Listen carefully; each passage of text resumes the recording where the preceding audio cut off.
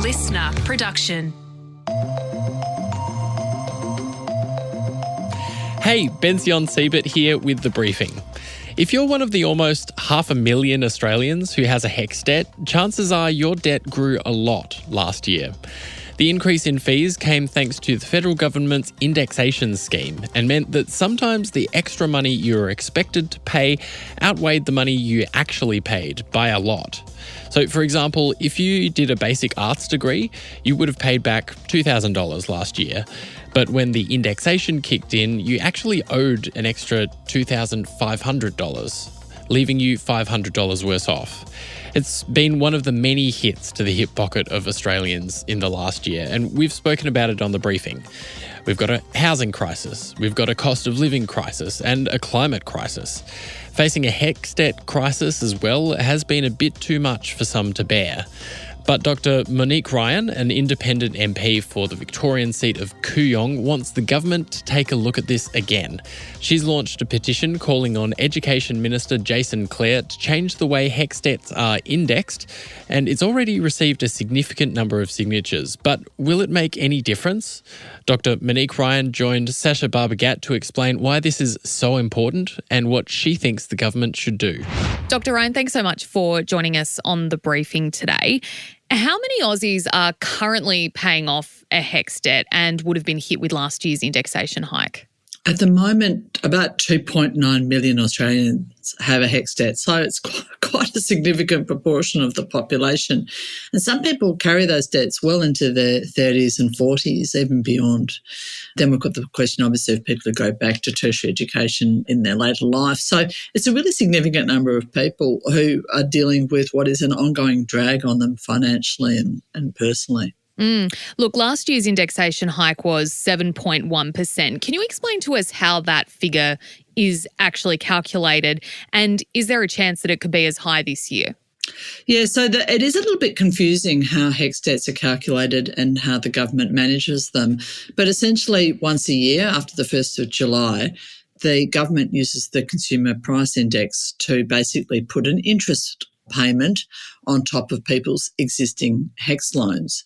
And so that basically means that the interest payment that is added to your HECS debt is determined based on the Consumer Price Index, which is one measure of how the economy is travelling over time. It was a bit of a shock to people last year that the CPI that was added was 7.1%, which is a really significant hike because in the years preceding that, the CPI had been relatively low because of the financial impact of the COVID pandemic.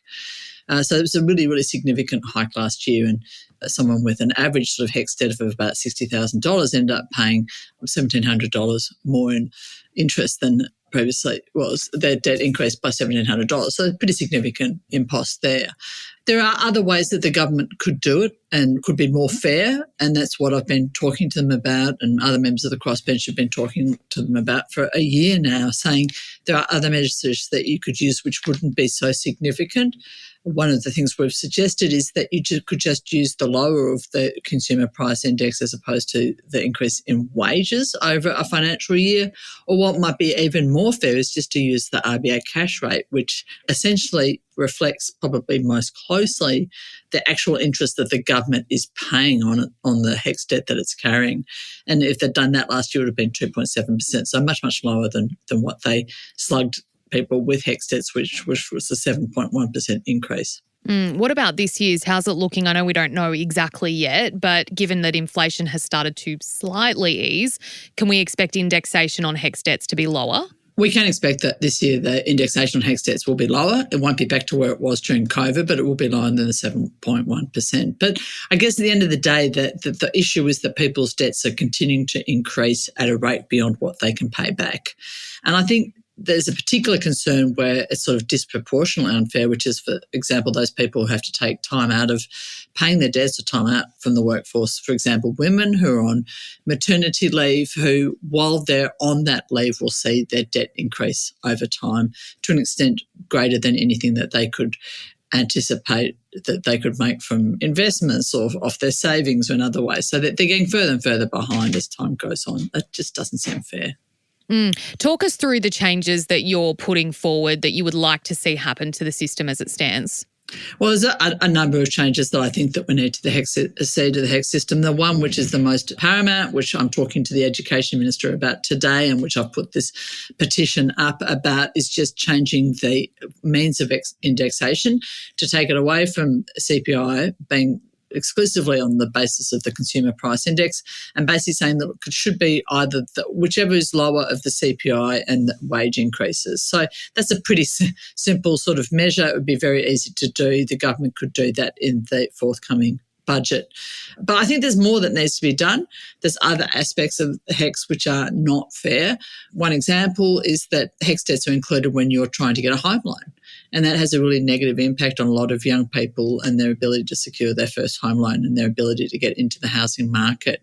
People like me and the people who did the recent Universities Accord review have suggested that that's not reasonable. It's not the same as debt on your credit card, and it should be considered differently by banks, and the government should ask them to do that. It hasn't done that as yet. There's other ways that the HECS system is not fair. HECS fees that have been charged in recent years, and the significant increase in the HECS fees associated with some courses is not reasonable, and that should be wound back as well. And they're all things that I'll be concentrating on in the next few months. What is the need for indexation on government loans, given we've seen people in the past offered their entire degrees for free? Look, I'm really embarrassed to say I'm old enough that when I started my university studies were free, and HECS came in while I was at university. But it doesn't seem entirely fair. Look, the fact is that university courses obviously carry a pretty significant cost, $20,000 to $30,000 a year on depending on what course you're doing on average. And the government has flagged that it really wants to increase access to tertiary studies. In fact, it wants to double it, according to that recent Universities Accord. So that's a huge number of additional students who we're hoping will be able to support through tertiary education. And, look, I don't think it's unreasonable that people should contribute to the cost of an education, which will significantly increase their earning capacity in their own lifetime. But I do think that it needs to be fair. And I think that the HECS debts have got out of control. What the government has said is, look, we're just trying to cover the interest on the borrowings, the debt that we've incurred to support people in taking on these HECS debts. That might be reasonable, but I don't think the government should be making a profit by charging an interest rate which is excessive, which is essentially what's happened with this interest with the CPI last year.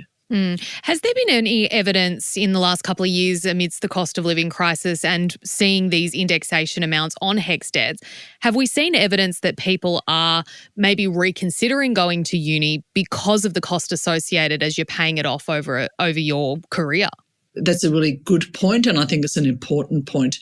And I have heard from many people in my own electorate, young people with whom I've spoken, that they're deferring their university courses because they're not sure what to do. They don't know exactly, which course might be right for them, and they're too scared of taking on debt. Now, it's hard to quantitate that because it's hard to just, to identify people who've thought about it and then not gone into it.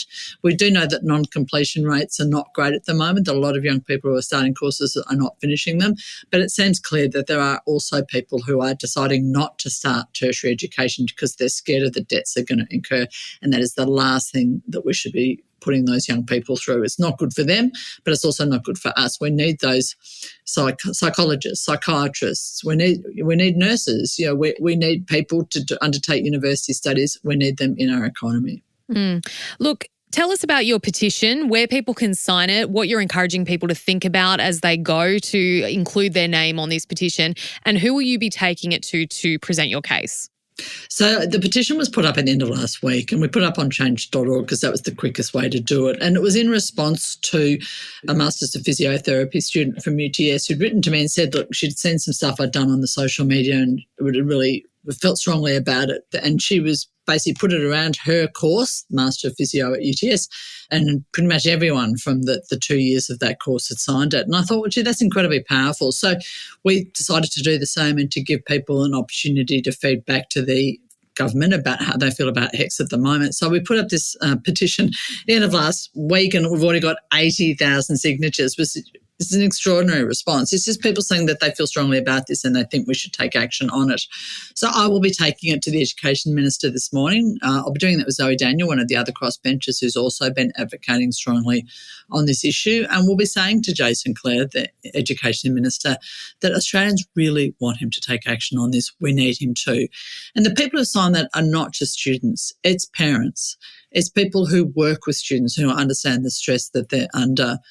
It's spouses who can see that their husbands or their wives or partners are really struggling with the burden of this debt and the worry that it's going to increase over time. This is an important issue for all Australians, not just the 10% of Australians who are currently carrying around the burden of a HECS debt. Dr. Monique Ryan, it's obviously a topic that is very relevant to our listeners. I know I have a HECS debt. I can't wait to get rid of it. And I'd encourage everyone to check out the petition and, consider signing it. Thank you so much for joining us today. That's a great pleasure. Thanks for having me. Dr. Monique Ryan, the independent MP for the federal seat of Kooyong in Victoria, speaking with Sasha Barbagat there. If you'd like to take a look at the petition yourself, you can find it on change.org. Just search for HECS debt and it will come up. The briefing team will be back in your feed tomorrow morning at 6 a.m. If you'd like to make sure you never miss an episode of the briefing across the week and the weekend, hit follow on whatever platform you're listening to this right now. And we'd love for you to tell your friends about the show. I'm Ben Sion Siebert. Thanks for listening.